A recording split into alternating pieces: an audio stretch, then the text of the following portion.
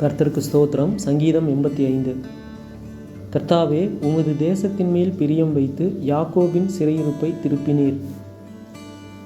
உமது ஜனத்தின் அக்கிரமத்தை மன்னித்து அவர்கள் பாவத்தையெல்லாம் மூடினீர்.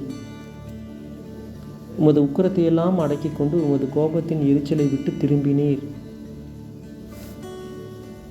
எங்கள் ரட்சிப்பின் தேவனே, நீர் எங்களை திருப்பிக் கொண்டு வாரும். எங்கள் மேலுள்ள உமது கோபத்தை ஆறப்பண்ணும்.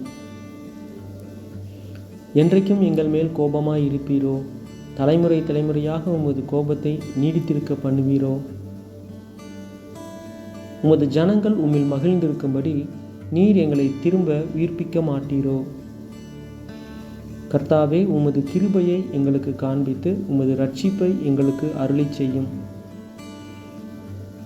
கர்த்தராகிய தேவன் விளம்புவதை கேட்பேன்.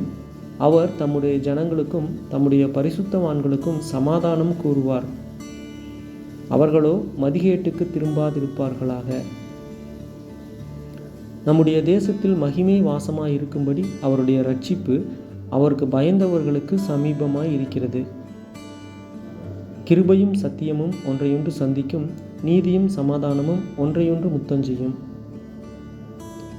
சத்தியம் பூமியிலிருந்து முளைக்கும், நீதி வானத்திலிருந்து தாழ பார்க்கும். கர்த்தர் நன்மையானதை தருவார், நம்முடைய தேசமும் தன் பலனை கொடுக்கும். நீதி அவருக்கு முன்னாக சென்று அவருடைய அடிச்சுவடுகளின் வழியிலே நம்மை நிறுத்தும்.